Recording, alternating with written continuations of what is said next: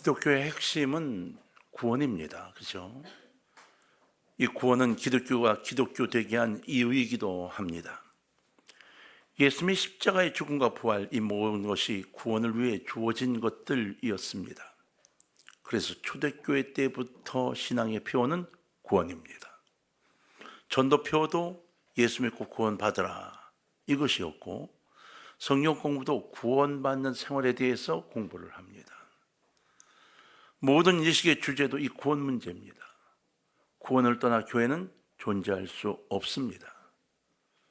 최근에 들어와서 약 15년 사이에 교회가 구원에 대한 주제를 잃어버리고 도덕적인 삶에 대한 이야기, 그리고 돈 버는 이야기에 많이 빠져 있다고 비판들을 강하고 있어요. 여러분, 기독교에서 이 구원의 길이 없다면 기독교는 생명을 잃은 것과 마찬가지입니다. 교회가 아니라 그냥 집단에 불과한 거죠. 사도 바울이 감옥에 투옥됐어요. 귀신을 내쫓아 주었다고 고발을 당한 겁니다. 이 감옥을 지키던 간수가 바울 일행을 통해서 감동을 받아요. 바울의 일행은 억울한 옥살이를 하게 된 걸 본인이 아는데 그들이 말없이 그 옥살이를 수행하고 있는 거예요. 그리고 그 얼굴이 기쁨과 감사가 있었어요. 저들이 어떻게 이 옥에 들어왔는데도 기뻐하고 감사할 수 있지? 그것만이 아니라 밤새도록 그 감옥에는 찬양이 흘러 넘쳤습니다. 어떻게 저럴 수 있을까? 큰 충격을 받죠. 그리고 기적이 일어나면서 그 감옥에 있던 모든 이들이 다 나갈 수 있는 환경이 됐음에도 불구하고 그들은 도망하지 않았습니다. 당당했죠. 그 간수는 무너졌습니다. 그래서 물었죠. 나도 어떻게 하면 당신들처럼 이렇게 살면서 구원을 받을 수 있겠는가? 그랬더니 바울이 간단한 말로 대답을 합니다. 주 예수를 믿으라. 그리하면 너와 네 집이 구원을 받으리라.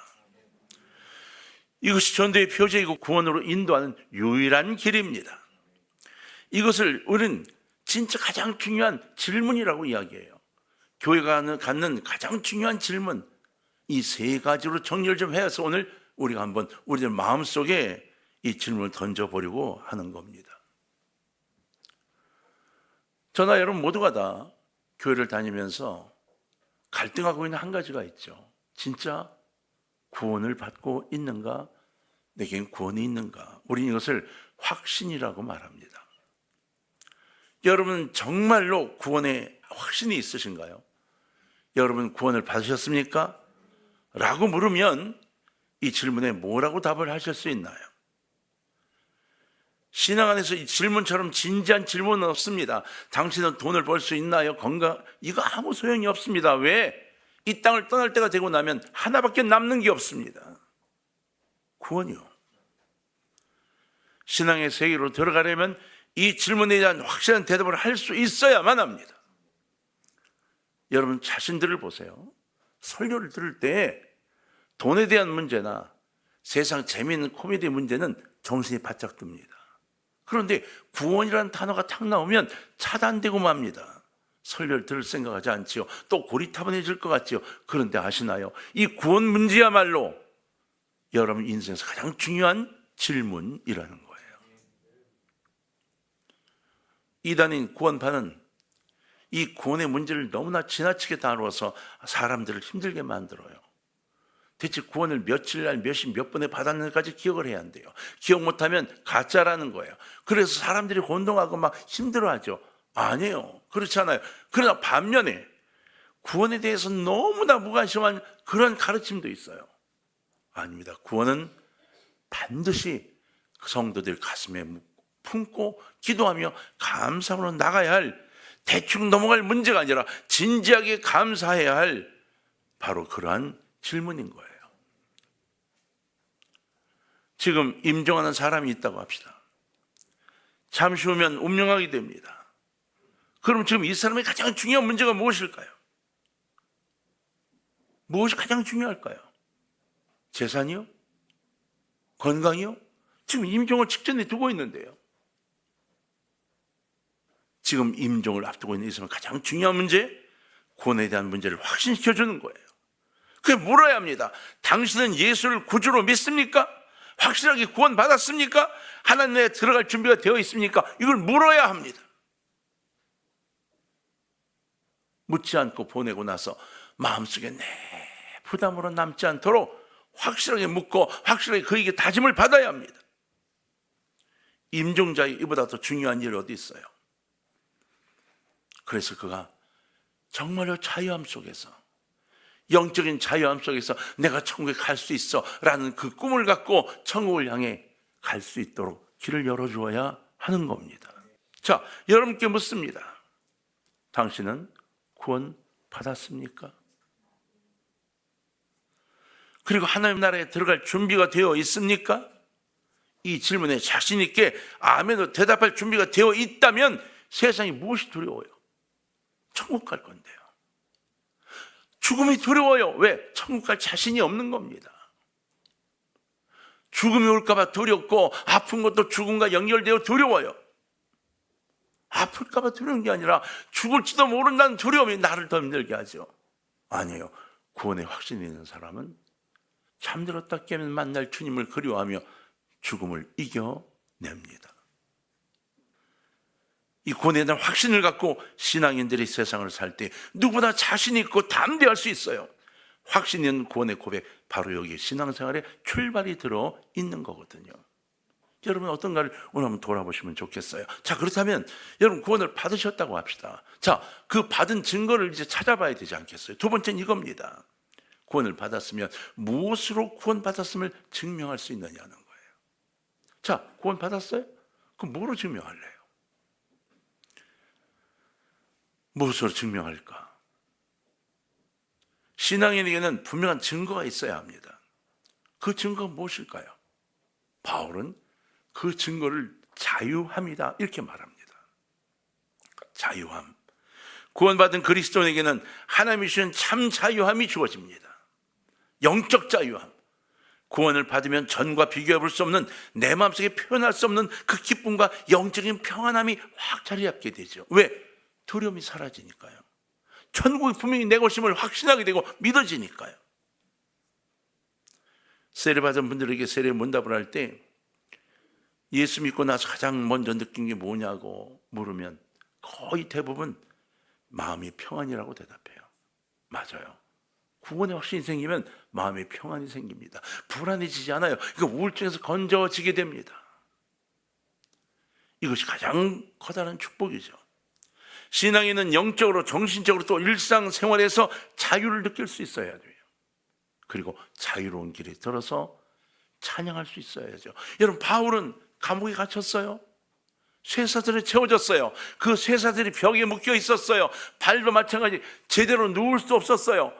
그런데 그곳에서 그 상태로 너무나 자유로워서 너무나 기뻐서 찬양을 부르고 있었다는 겁니다. 이것이 구원받은 신앙인에 주어진 하늘의 축복입니다. 이것을 가리켜서 신령한 복이다 이렇게 이야기를 하죠. 여러분, 마음의 평화, 그것을 새롭게 표현하면 바로 자유입니다. 여러분 모두에게 구원을 통한 자유함이 있기를 주의 이름으로 축원합니다. 당연히 생기는 거예요. 그런데 이 자유함을 왜 잃어버리게 될까요? 또 다른 욕심들이 나를 괴롭힐 때 그 욕심을 받아들여서입니다. 현대인들은요 다 억압받고 살고 있어요. 정말 너무나 많은 일에 억압을 받아요. 이 세상 모든 사람이 영적 자유함을 느끼며 살아가느냐? 아니요. 구원 받았음에도 그걸 느끼지 못하는 사람도 있습니다. 거의 대부분 현대인들은 모생과 억압을 받으며 부자유하게 살아가는 그 조건 속에 있거든요. 세상적인 여러 조건들이 억압을 받으며 살아가고 있어서 그래요. 여러분, 가장 큰 억압이 뭘까요? 영적인 억압입니다. 현대를 살아가는 사람들은 원시적인 억압에 사로잡혀 살아가고 있는 것만이 아니라 무수한 잡신들에게 억압을 받아요. 귀신들이 가만히 있지 않아요. 수많은 방법들을 제시합니다. 이것이 자유를 뺏어가고 평안도 빼앗아가요. 그래서 이사도 결혼도 이름도 내 마음대로 결정하지를 못해요. 귀신에게 허락을 받아야 합니다. 참 모호한 세상을 살고 있지 않나요? 영적으로 자유하지 못해 그렇습니다. 재물의 억압도 그렇습니다. 재물을 가지고 있는 사람은 가지고 있는 대로, 없는 사람은 없는 대로 억압을 받으며 살아가요. 이게 부담인 거예요. 좀 더 가졌으면 좋겠고 더 많이 가졌으면 좋겠어요. 없는 사람은 없어서 그 한이 돼요. 하나님이 감사하지 않아요. 왜 나만 주지 않아요? 이 생각에 꽉 빠져듭니다. 받을 수 있는 여건들을 바라보지 못해요. 있는 사람은 아까워 쓰지를 못해요. 더 많이 먹고 싶어 하죠. 그래서 점점 더 악한 일을 도모해요.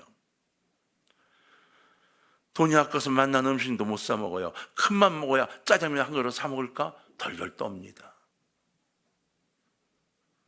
옷 한 벌 제대로 입지 못하죠. 그것이 여러분 올무입니다. 억압입니다. 그렇게 살다 죽으면 손자대에 가서 펑펑 써대고 결국은 3대가 못 가 망하고 만다고 그러잖아요. 우리는 옛말에 있잖아요. 오늘날에 특히 물질에 억압당하며 살아가는 사람들이 굉장히 많습니다. 주식에 매서 잠도 못 자고 먹지도 못하고 주가에 따라 웃다가 울다가 요즘 특히나 그런 사람이 가득 찼다죠. 마이너스 통장이, 직업인들의 마이너스 통장이 지금 최고로 올라가 있대요. 다 주식에 투자한다고 합니다. 그것 때문에 일을 못하고 있대요. 여러분, 재미있는 기사를 하나 본 적이 있어요. 남의 돈을 쓰다가 체포됐어요. 어떻게 된 거냐? 길을 걷고 있었는데 갑자기 도둑이야! 그러는 거예요. 쳐다보니까 자기 옆으로 누가 후다닥 뛰어가는 거예요. 그 뒤를 보니까 어떤 여자분이 도둑이야! 소리를 치는데 그 사람을 가리키는 거예요. 그래서 저놈을 그걸 쫓아갔어요. 뛰는 건 자신 있으니까 끝까지 쫓아갔어요. 그 도둑이요, 도망가다 하다 숨이 턱에 찼는데도 쫓아오니까 할 수 없이 지갑을 던져버리고 도망갔어요. 지갑을 찾았습니다. 찾아가지고 돌려줘야 되잖아요. 한참 쫓아가 거리가 머니까 오면서 궁금해 딱 지갑을 열었는데 수천만 원이 들어있는 거예요. 수표가. 그 지갑을 돌려줬겠어요? 이러고는 주인을 찾아가는 사이에 마음의 갈등이 생기고 결국은 슬그머니 지갑을 집어넣고 그 돈을 꺼내 쓰다가 경찰에게 잡혔어요.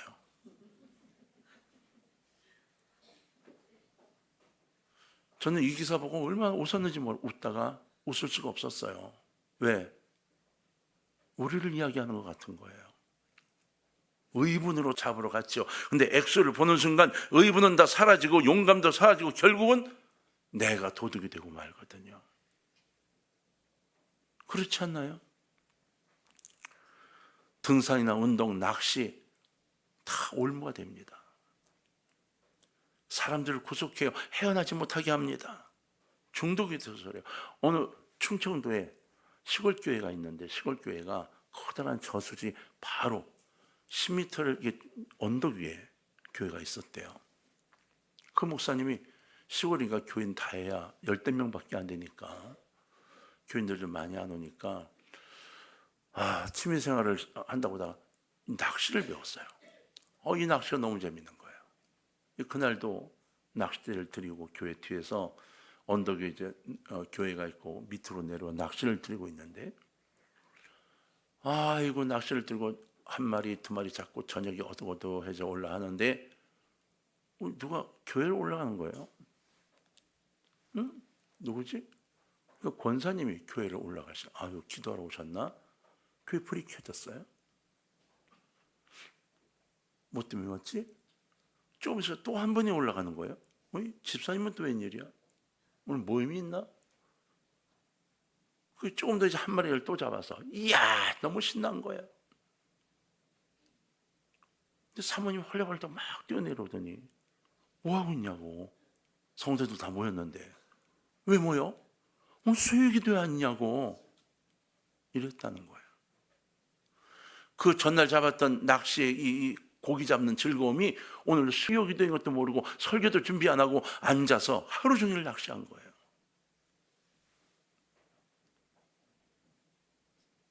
그 다음날 목사님이 하염없이 낙태를 쳐다보다가 도끼로 다 때려 부쉈대요.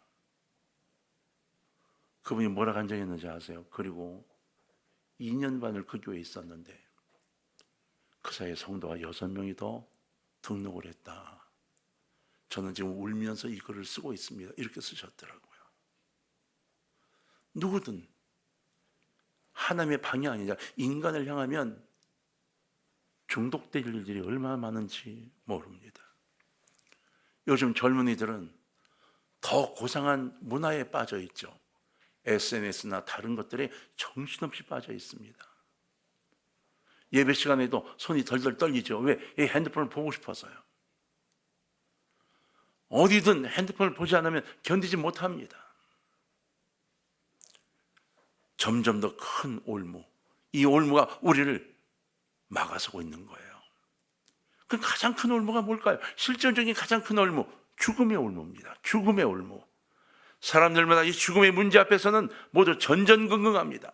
이 죽음에 대한 두려움이 돈으로도 해결이 안 돼요. 권력으로도 해결이 안 돼요. 의학기술로도 해결이 안 돼요. 현대인에게 가장 큰 올무는 죽음의 올무예요. 그런데 우리 기독교인들은 이것으로부터 자유할 수 있잖아요. 왜요? 우린 죽는 게 아니라 주님을 만나러 가는 거니까. 그 진정한 자유를 우리는 누리게 되는 겁니다. 사도 바울을 볼까요? 자유, 그러면 사도 바울을 떠오르게 되죠. 사도 바울은 자유가 최고라고 가르쳤어요. 모든 것부터 자유했어요. 그 많은 재산, 로마 시민권 다 자유함으로 놔뒀어요. 그리고 천국 시민권을 너무 감사했어요. 그 당시 로마 시민권은 지금의 미국 시민권과 상대도 안 돼요. 지금 여러분 이 태국이나 라오스 이쪽 네팔, 몽고 우리나라 사람이 되는 게 꿈인 사람이 수북합니다. 그런 시민권이요? 아이고 상대도 안. 로마 시민권은 모든 것에 노타치예요. 네, 시민권을 내려놓았습니다. 더 중요한 건 근본적인 자유예요. 죄로부터의 자유, 죽음으로부터의 자유, 율법으로부터의 자유. 그는 고백하기를 나는 죽어도 좋고 살아도 좋다. 그러나 더 살 수 있으면 더 좋아. 왜냐하면 복음을 전할 수 있기 때문이야 라고 이 자유함을 전하는 이 즐거움을 고백했어요. 이것이 여러분 진정한 자유가 아닙니까? 자유에는 여러분 두 가지로 나는 요소를 갖고 있죠. 하나는 세상으로부터, 인습으로부터, 욕망으로부터, 그리고 죄와 죽음으로부터 완전히 자유해야 하는 거예요. 그러나 이것만 가지고 하는데 하나가 또 있어요. 바로 예수님께서 완전히 구속되고 성령님께로부터 철저히 속박당하는 반대적인 속박의 자유를 누리는 거예요. 내가 마음대로 살아가는 게 아니라 성령님이 내게 역사해서 나를 세상에서 완전히 자유케 해주시는 속박에서 살아가는 것. 우린 성령 충만이라고 말하죠. 여러분 바울은 이 두 가지 자유를 느꼈던 사람이에요. 그래서 나는 죽어도 좋다고, 살아도 좋고 죽어도 좋다고 그렇게 고백한 거죠. 간수가 바울을 볼 때 아니 이런 사람이 어디 있어? 너무 궁금했던 거죠. 자유로웠던 거예요. 죽음을 앞두고 있는데도 자유로운 거예요. 여러분 베드로가 감옥에 갇혔어요? 헤롯 왕이 그 다음날 베드로를 죽이려고 명령했어요. 근데 여러분 천사가 와서 야 베드로야 일어나, 깨워서 나가자 할 때 베드로가 어느 정도 깊이 잠들었나요? 너무 깊이 잠들어서 밖에 나와가지고 천사가 떠나간 다음에 이게 환상이야 뭐야 할 정도로 그렇게 편히 잠들었었어요. 죽음이요? 아무 상관이 없는 거예요. 저 여러분 마찬가지입니다. 예수 그리스도를 통한 이 자유로움에 여러분이 초대되기를 주의 이름으로 부탁합니다. 그렇다면 구원받은 사람들은 어떠한 변화된 삶을 살아야 할까요? 지금 여러분은 구원을 받았어요. 그렇다면 이 영적 자유를 누리고 있어요. 그러면 여러분은 정말 구원받은 사람의 삶을 살아가고 있는 건가요? 이것이 세 번째 질문입니다. 사람은 구원받게 되면 가장 먼저 달라지는 게 하나 있어요. 관심입니다. 가치관이 변하게 되는 거죠. 그 신앙을 갖게 되면 이기적이던 사람이 이타적이 되고 혼자밖에 모르던 사람이 함께 살아가는 마음을 갖게 돼요. 우리 교회가 자꾸 누군가를 위해 무엇인가 하고 나누려 하는 이유가 어디 있나요? 바로 구원받은 그리스도인들의 모임이기 때문입니다. 우리는 최대한 아끼죠. 그리고 최대한 베풀려고 애쓰는 교회입니다. 누군가를 뭔가를 해주고 싶은 교회예요. 자유로우며 하나님 안에서 있는 거예요. 기뻐지고 감사한 거예요. 무엇인가 나누는 거예요. 구원받은 사람들이 변화된 삶의 모습, 이것은 섬김의 생활이 됩니다. 예수를 깊이 알고 만나게 되면 이 섬김의 생활을 살아갈 수 있는 용기가 주어지고 철학이 주어지고 삶이 주어지게 돼요. 섬김의 생활은요, 삶의 질 따질 때 가장 최고의 삶입니다. 가장 성숙한 삶의 형태예요. 지금까지는 소유하는 것으로 만족했던 삶이 나눔으로 행복을 느끼게 되죠. 물질도 전에는 모으고 소유함으로 만족을 느꼈는데 이제는 나눔으로, 도와줌으로 느껴요. 모으는 게 더 좋아서 탈세도 하고 수많은 방법을 선택했어요. 근데 이제는 아니에요. 나누고 어려운 이들을 품으며 살아가는 거죠. 전에는 버는데 목적을 뒀으면 이제는 적절하게 사용하는 것에 기쁨을 두는 거예요. 목적을 두는 거예요. 이것이 변화입니다. 재능도 마찬가지입니다. 하나님께서 우리에게 여러 가지 재능을 주셨어요. 악기를 다루고 목소리로 노래하는 재능을 주셨어요. 사람이 구원받기 전에 이 재능을 자기의 목적을 위해 사용합니다. 노래를 부르려고 무대에 나가서 큰 일을 해가지고 돈을 벌려고. 아니요. 하나님을 만나면 변화됩니다. 이 시대는 아주 극단적인 이기주의가 꽉 차 있는 시대라고 표현합니다. 그래서 오늘날은 섬김의 생활이 가장 강조되는 생활이 됐어요. 왜? 섬기는 사람이 없거든요. 호스피스들이 암 환자를 돌보듯이 그리고 누군가를 돌보는 사람이 늘어나야 하는데 점점 줄어들고 있습니다. 여러분, 그리스도인들은 삶 속에 항상 가슴에 품어야 될 것이 있어요. 예수 그리스도이십니다. 그분이 우리를 위해서 3년의 공생애 동안 해주셨던 수많은 일, 우리에게 베풀어졌던 일, 그리고 결국은 나 때문에 십자가에 짊어지신 그 사랑까지 우리는 닮아가야 하는 겁니다. 우린 여러분, 그래도 다른 나라보다 돕고 정을 나누는 데는 아직은 다른 나라보다 앞서 있다고 얘기하죠. 가끔 TV에 이렇게 보면 그 정 때문에 아주 귀한 일들을 하는 걸 봐요. 참 재미있는 현실이 됐어요. 어떤 사람은 돈 때문에 부모를 버려요. 어떤 사람은 자식도 버립니다. 근데 어떤 사람은 없는 가운데 자식이 버림받은 그 어린이들을 모시고 살아요. 어떤 사람은 부모에게 버림받은 아이들을 키워서 대학까지 보내고 자립할 때까지 사랑으로 키우고 있는 걸 봐요. 어떤 사람은 길거리에 버려진 개들을 모아 그 개들을 돌봐요. 왜 그럴까요? 마음의 자유함이 섬김까지 주어진 겁니다. 기뻐할 수 있는 것을 만들어내는 성숙한 사람, 그 사람이 되어져야 합니다. 간수가 옥에 갇혀있는 사도 바울의 자유한 모습을 보고 구원의 의문을 갖게 됐다 그랬죠. 그래서 바울은 주 예수를 믿어라, 그리하면 네 집이 구원을 얻으리라 말씀했어요. 여러분 구원을 받고 기쁨으로 살아가는 가정에 몸담고 계십니까? 여러분의 가족들은 그런가요? 오늘 다시 한번 여러분 중심을 붙잡고 기도하시면서 제게 구원을 달라 기도하시고 이 구원을 위해 복음으로 나아가는 여러분이 되시길 주의 이름으로 부탁을 드립니다. 구원이야말로 우리에게 주어질 가장 중요한 선물이고 가장 중요한 개념이고 신념이 되어야 합니다. 주님이신 가장 커다란 선물은 구원입니다.